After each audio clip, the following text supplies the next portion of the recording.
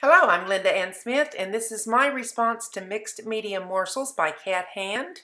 Mixed Media Morsels number 2, Collage Background. This is the first mixed media morsel that I did. This was the plastic wrap background, and I did this one before she told us to put gesso underneath it. But it turned out really nice. I did this with color art paints, and it's real shimmery and pretty. So the other side, I put the gesso under it, and then I twisted when I put the plastic wrap down, I twisted it with my finger.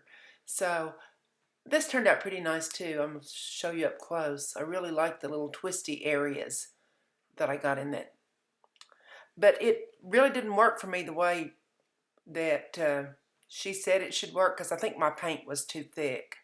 But that's okay, it made a good background, so that's no problem at all. Those are my cover pages for this book, and they're both mixed media morsel number 1, even though I did 2 of them because I tried the gesso and the non-gessoed page. I have some scraps laid out for the mixed media morsel number 2, which is a collage background.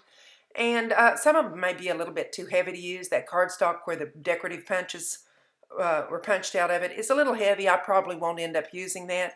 But I've got a lot of tissue paper and a lot of scrap paper and some painted papers, and I'll play with those on this. If you look at the background there, you can see where the paint leaked through from the other side, but as far as I'm concerned, that's just an extra layer. It's a bonus because we're making backgrounds here mostly anyway at this point. I'll cover my entire page with Mod Podge. I have thinned the Mod Podge because I find that I can get it to go a little further, especially on projects like this that I don't intend to be selling. This is just like a journal page, like a fun page. So it's thin and it dries faster, and again, that's a bonus for me. I'm kind of impatient sometimes. So wad up some paper. This happens to be a piece of an old dress pattern, and it makes a nice tissue to go on this background.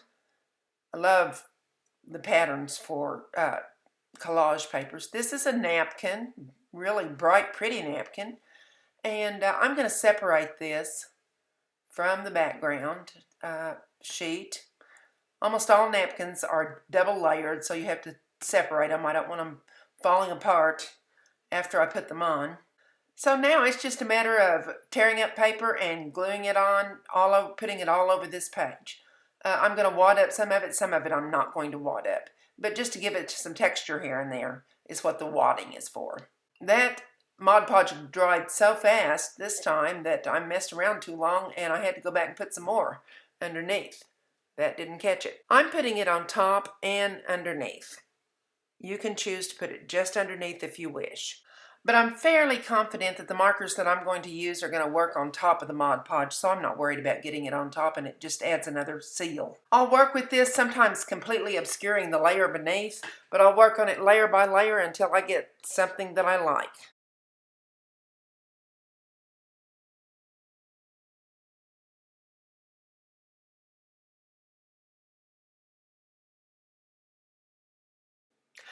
I thought this was an interesting paper. If you look on the right of the screen, that's actually the wrapping that came around some tissue paper, and all those colors were in the tissue paper. I'm glad I saved it because it makes a nice little background here.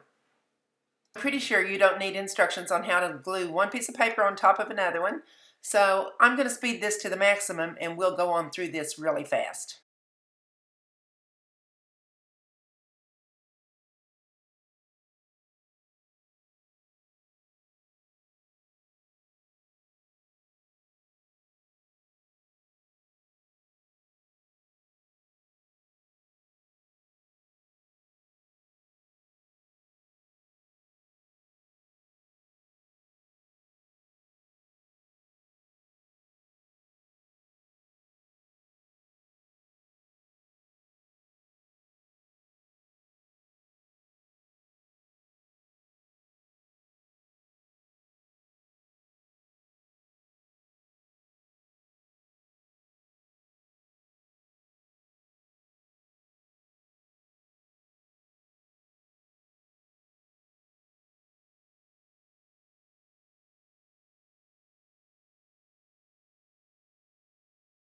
I'm all finished with that. All I have to do is dry this layer before I begin the next layer.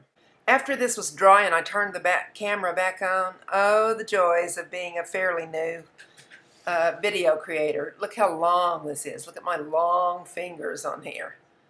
That's because I had to try to crop out. I recorded this in 3D. Why did I do that?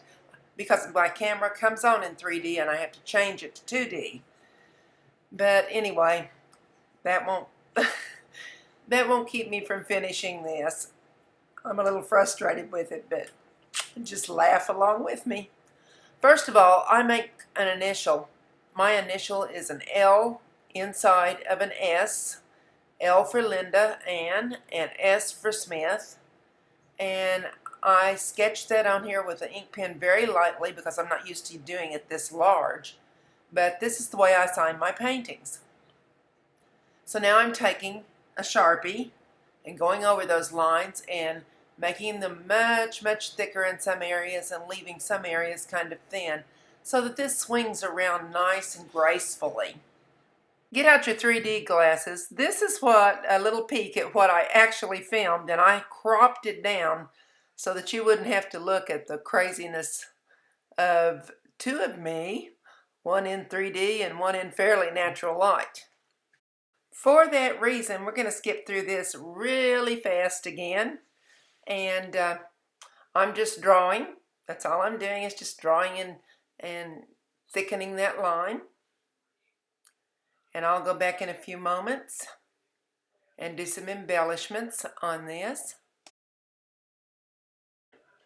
Here I'm using a white paint pen to actually make it look 3D, but a different kind of 3D. I'm just going on one side, down one side of each of the lines that have been made so that it looks like it's dimensional. And then I will go back with my blue magic marker later and outline that.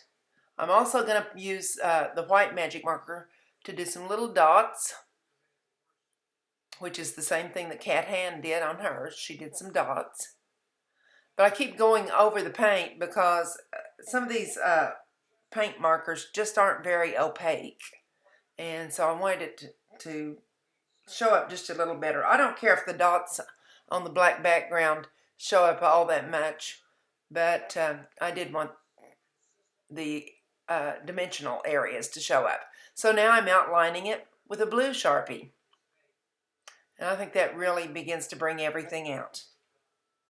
I keep bringing my heat gun out because I want to get this online. I've been kind of slow at doing, when I joined Cat Hand's group, immediately I worked, and some of you said, oh, I can't wait to see the next part. Well, then it took me forever because I had other videos I was obligated to make in between. So I am heat drying, plus I think that sets it better, particularly that paint, that white paint pen.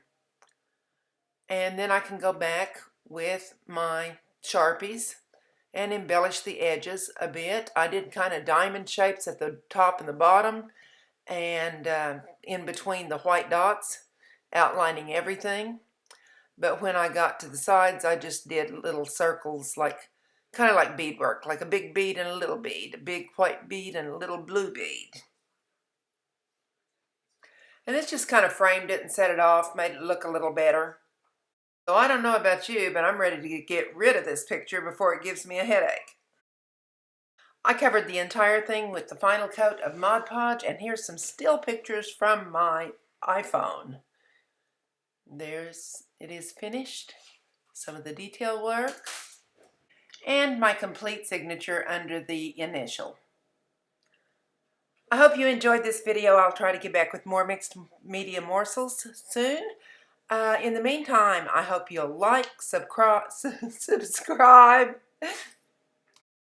Oh, phooey, this video is such a mess. Let's just leave that in there. I hope you'll like, subscribe, comment, and share. Thank you.